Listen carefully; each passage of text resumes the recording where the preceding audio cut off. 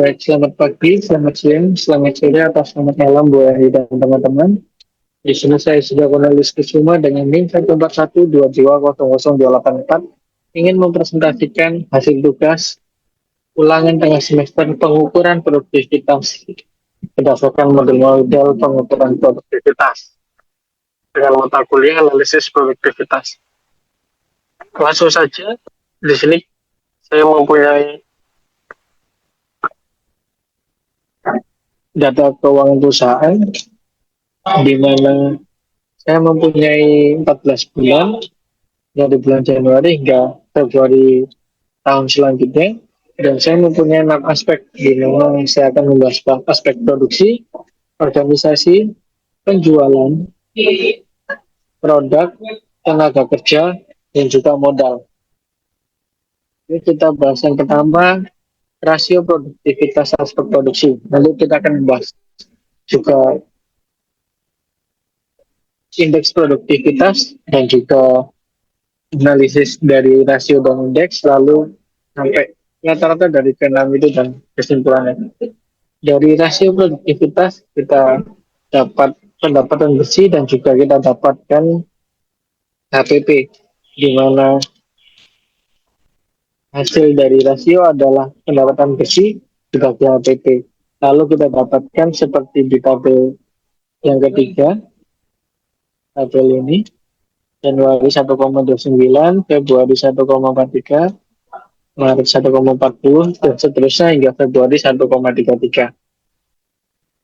Lalu bisa kita lihat dari grafik yang ada, kita bisa lihat rasio produktivitas produksi tertinggi adalah di bulan April 1,77, dan yang terendahnya di 1,22 di Januari periode 2, dan tengah-tengah antara tertinggi dan terendah ada di 1,33 Februari periode 2. Selanjutnya indeks produktivitas aspek produksi. Jadi rumusnya indeks produktivitas saat ini adalah rasio produktivitas saat ini bagi rasio produktivitas dasar dikali 100%. Didapatin di sini kita lihat rasio produktivitas saat ini di periode Januari yaitu 1,29 dibagi 1,29 dikali 100. Begitupun Februari 1,43 dibagi 1,29 kali 100 dan selanjutnya. Sehingga didapati seperti berikut indeks produktivitasnya.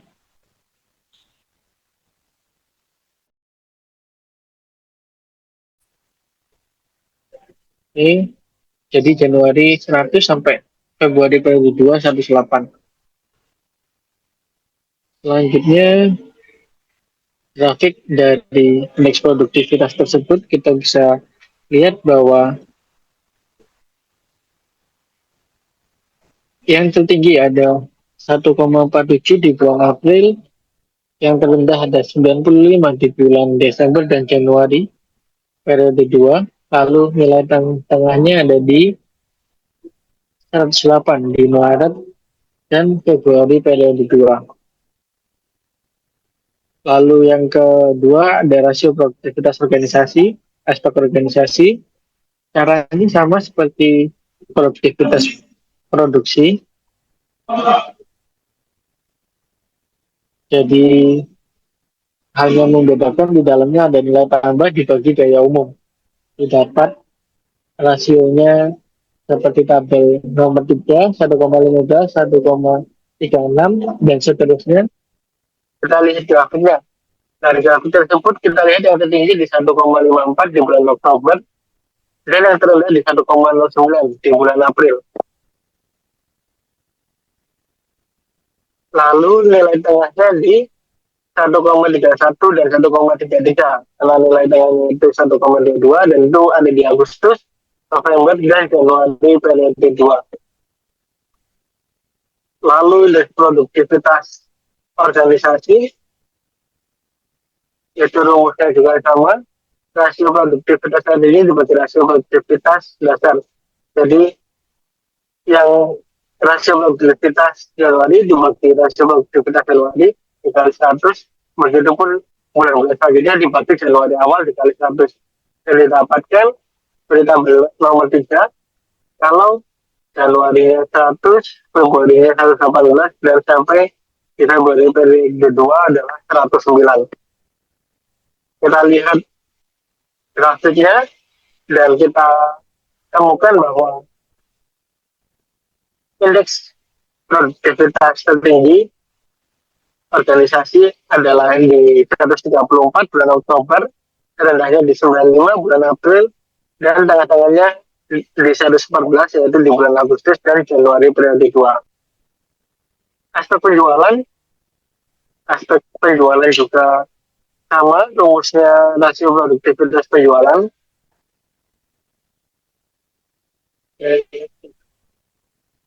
Yang membedakan adalah yang dibahas di rasio produktivitas penjualan ada laba kotor bagi biaya penjualan.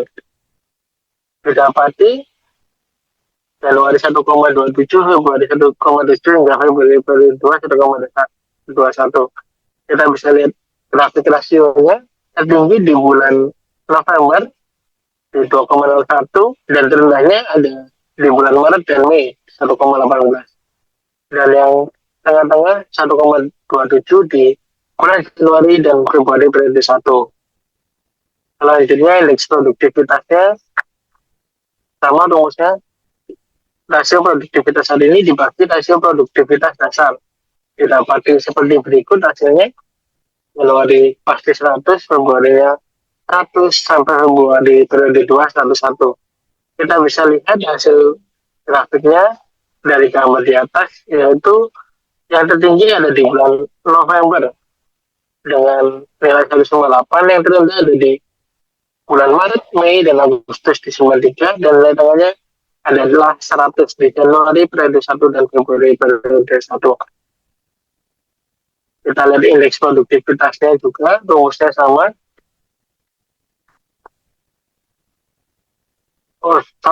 Kita lanjut ke rasio produktivitas aspek produk. Rumusnya sama, laba kotor dibagi biaya langsung, sampai rasio produktivitasnya bulan Januari 0,69, Februari 0,70, hingga Februari periode 2 0,74. Kita analisa grafiknya, kita dapat kalau yang tertinggi di bulan Februari periode 2 yaitu 0,74. Lalu yang terendahnya di 0,42 anjlok di bulan Mei, dan nilai tengahnya ada di 0,63 dan 0,67. Karena nilai tengahnya adalah 0,65 di April dan September. Selanjutnya indeks produktivitasnya sama. Rasio produktivitas saat ini dibagi rasio produktivitas saat ini dikali 100. Saat ini dibagi rasio produktivitas dasar dikali 100. Dijumpai 100, 196 hingga 132. Kita lihat grafiknya, yang tertinggi adalah di bulan Februari periode 2 yaitu 132 dan rendahnya 60 di bulan Mei. Lalu nilai tengahnya ada di 96 yaitu di bulan Maret. Kita lanjut.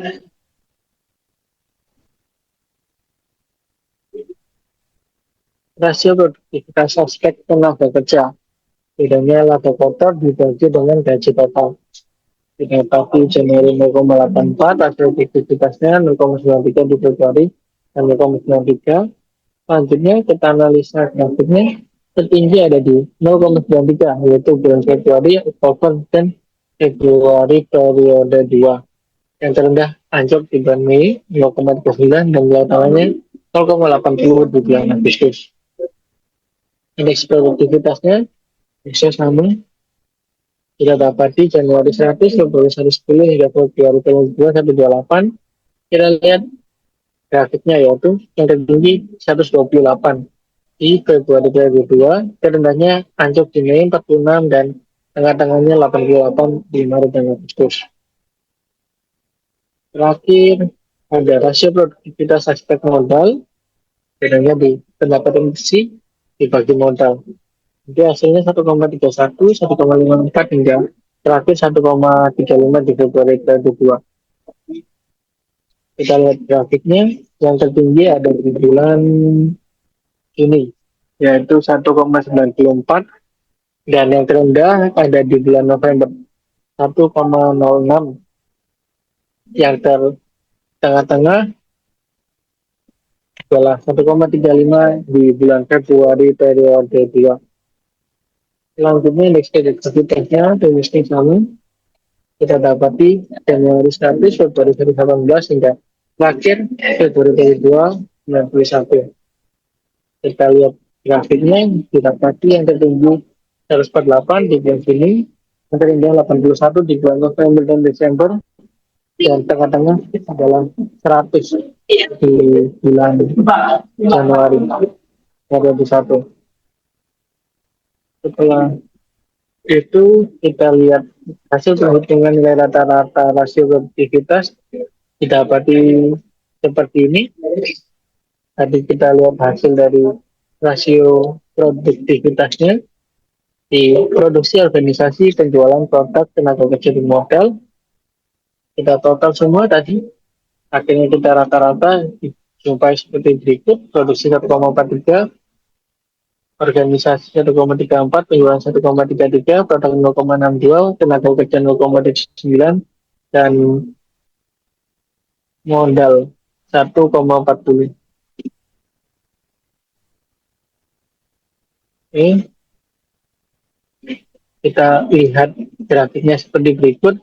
Rata-ratanya yang tertinggi adalah 1,43 di aspek produksi, dan yang terendah di 0,62 di aspek produk, dan yang tengah-tengah di 1,34 di organisasi.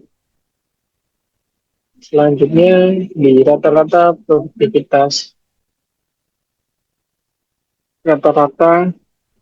indeks produktivitas.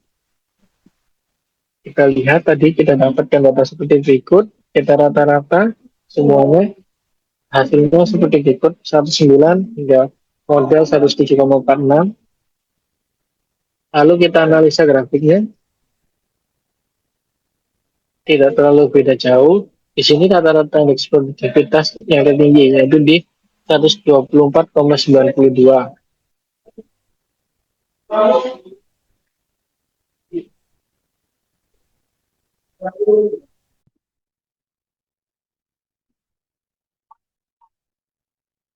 Baik, saya akan lanjutkan hasil saya. Kemarin yang membahas rata-rata indeks produktivitas perubahan aspek tertinggi adalah 124,92, yaitu berada di penjualan, dan rata-rata indeks produktivitas keseluruhan aspek terendah adalah 88,31 di aspek produk. produk. Rata-rata indeks produktivitas keseluruhan aspek tengah-tengah antara tinggi dan rendah adalah 112,89. Jadi kalau yang terdekatnya 314,35. Berikut adalah peningkatan perbaikan produktivitas yang diberikan dari analisis grafik. Rata-rata rasio produktivitas dan rata-rata indeks produktivitas keseluruhan aspek pada permasalahan 2. Rata-rata rasio produktivitas keseluruhan aspek terendah adalah 0,61 pada aspek produk, dan rata-rata indeks produktivitas keseluruhan aspek rendah adalah 88,31 pada aspek produk juga. Dengan demikian, beberapa upaya yang dapat dilakukan untuk meningkatkan produktivitas aspek produk adalah sebagai berikut.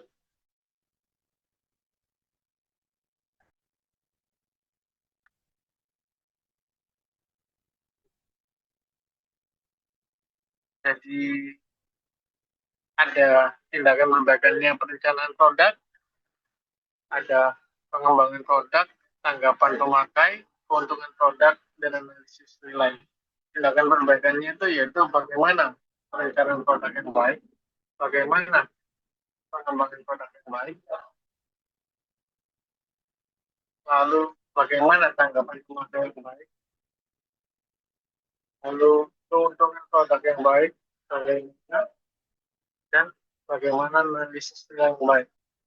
Analisis grafik perencanaan produk yang baik adalah proses menetapkan target, feature, harga, dan strategi pemasaran produk secara terstruktur berdasarkan riset pasar, kemudian konsumen, analisis kompetitor untuk memastikan produk relevan, bernilai, dan kompetitif. Lalu kedua, pengembangan produk yang baik melibatkan riset pasar yang mendalam, perencanaan yang matang, inovasi berkelanjutan, pembuatan prototipe, pengujian produk, evaluasi, dan perbaikan berkelanjutan dengan fokus pada kebutuhan dan kepuasan pelanggan. Tantangan pemakaian baik harus jujur, jelas, sopan, spesifik, dan memberikan masukan yang membangun terkait pengalaman menggunakan atau menggunakan produk atau layanan. Keuntungan produk yang baik haruslah spesifik, relevan, dengan kebutuhan pelanggan. Kita menunjukkan nilai tambah yang membedakan produk dari sang. Kira analisis nilai yang baik adalah proses sistematis untuk mengidentifikasi fungsi utama suatu produk atau layanan, lalu mencari cara paling efisien dengan biaya terendah dan kualitas terbaik untuk mencapai fungsi tersebut tanpa mengurangi kualitas, kendala, atau kelenjangan.